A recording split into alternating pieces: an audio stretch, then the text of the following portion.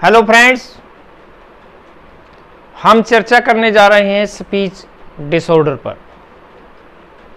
यानी वाणी के जो दोष हैं उन पर हम चर्चा करेंगे। Classification of speech disorder.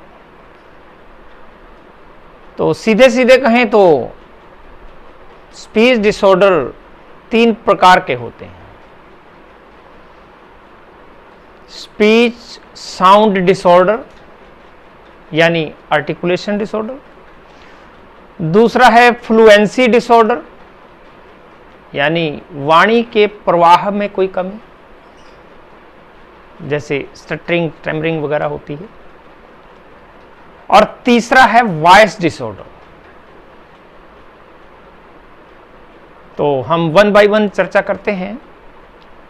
Speech sound disorder, इसको हम 2 भागों में बांट सकते हैं, एक ऑर्गेनिक और दूसरा फंक्शनल। ऑर्गेनिक में मोटर नर्व या मसल में कोई कमी आती है, सेंट्रल नर्वस सिस्टम की कमी की वजह से कोई प्रॉब्लम आती है, जैसे अप्रेक्सिया है, जैसे डिसआर्थरिया है, और एक स्ट्रक्चरल एबनॉर्मलिटी यानी ढांचागत कोई कमी। जब हम ओरल पेरिफेरल एग्जामिनेशन करते हैं किसी का, तो देखते हैं कि दांत आगे के टूटे हुए तो नहीं है, क्लेफ्ट पैलेट तो नहीं है, लिप्स क्लेफ्ट लिप्स तो नहीं है, यो घंटी सी लटक रही है वेलम, ये एब्सेंट तो नहीं है। अगर ये तालु इसमें दरार होती है या घंटी जो लटक रही है वो कटी फटी है या है ही नहीं, तो नेजलाइजेशन होगा, नेजल साउंड आएगा। और इसके अलावा एक सेंसरी एबनॉर्मलिटी हो सकती है, जिसकी वजह से ये आर्टिकुलेशन डिसऑर्डर होता है। वो क्या है? सेंस की कमी यानी सुनने की कमी, यानी हीरिंग इंपेयरमेंट। अगर बच्चे ने सही से सुना नहीं है, जब सुना सही नहीं है, इनपुट उसको मिला नहीं बढ़िया से, तो आउटपुट नहीं निकलेगी। ये सब किस में आएंगे?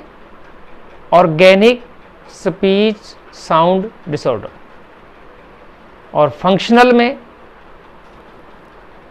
में क्या है कि कोई निश्चित कमी नहीं है, कोई ज्ञात कमी नहीं है।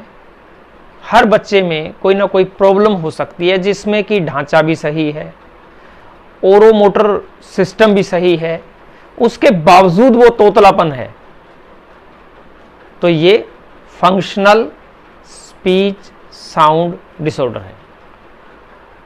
तो जब हम तोतलेपन की बात करते हैं, जब हम आर्टिकुलेशन की बात करते, तो हमें सोडा को नहीं बोलना है, SODA, सोडा, सोडा।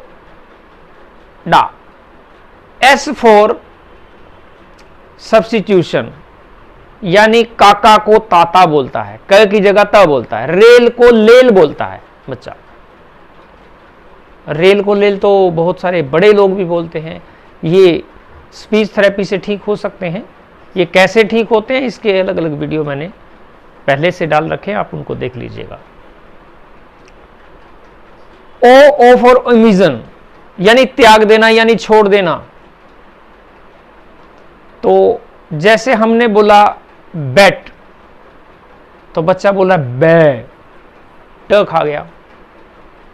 हमने बोला बोट, बच्चा बोला बो,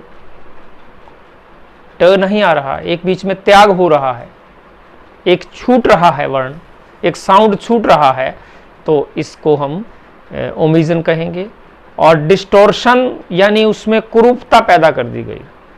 हमने कहा सिप, बच्चा बोल रहा सीप, अटकता तो नहीं, स्टटरिंग नहीं कर रहा है, लेकिन फिर भी उसको या प्रोलोंग्ड कर रहा है, किसी ना किसी तरीके से उसको कुरूपता पैदा कर रहा है। और A for addition, addition mean एक चीज ऐड हो रही है। हमने बोला कप, तो बच्चा बोल रहा कैप, तो ये बड़ी ए की जो मात्रा ऐड हो रही है ये एडिशनल है। इस सब को आर्टिकुलेशन डिसऑर्डर को स्पीच थेरेपी से हम ठीक कर सकते हैं। दूसरा है फ्लुएंसी डिसऑर्डर। फ्लुएंसी यानी प्रवाह की कमी है, फ्लुएंसी की कमी है। इसमें स्टटरिंग हो सकती है और क्लटरिंग हो सकती है। क्लटरिंग मीन्स एक्सेसिवली स्पीड तो ज़्यादा है लेकिन वो जर्की वॉइस है। तो फ्लुएंसी डिसऑर्डर ज़्यादातर फंक्शनल ही होता है। और ये कैसे स्टैमरिंग को या स्टटरिंग को हम कैसे, हकलाहट हिंदी में बोलते हैं, तो हकलाहट को हम कैसे दूर करेंगे इसके लिए भी अलग से एक वीडियो मैंने डाल रखी है। इसके बारे में अगर आपने जानना है तो वो वीडियो देख सकते हैं।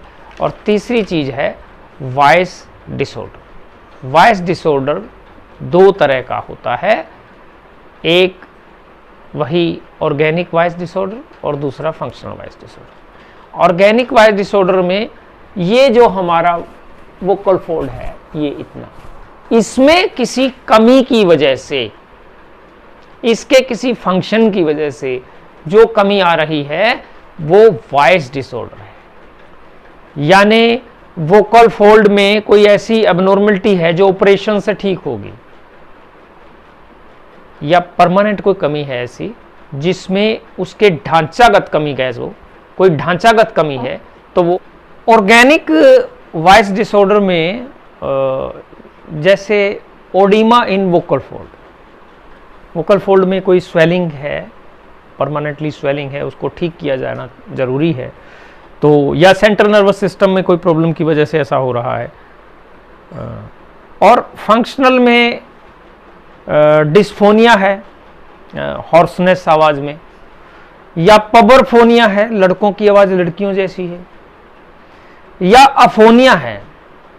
अफोनिया यानी स्वरलोप हो गया है, आवाज़ निकल नहीं रही, अनएबिलिटी टू स्पीक।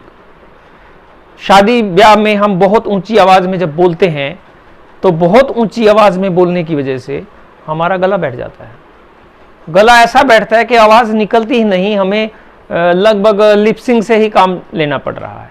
तो ये हैं स्पीच डिसऑर्डर, मेनली 3 प्रकार के हैं, यानी आर्टिकुलेशन डिसऑर्डर जिसको हम स्पीच साउंड डिसऑर्डर भी बोलते हैं, क्योंकि ये फोनीम लेवल पे होते हैं, एक वर्ण स्तर पर होते हैं, फोनीम लेवल पर होते हैं। इनको फोनोलॉजिकल डिसऑर्डर भी कह सकते हैं, लेकिन इसको आर्टिकुलेशन डिसऑर्डर या स्पीच साउंड डिसऑर्डर ही कहा जाता है। Number 1 speech sound disorder, number 2 fluency disorder और नंबर 3 वॉइस डिसऑर्डर। ये 3 प्रकार के स्पीच डिसऑर्डर होते हैं। नमस्कार।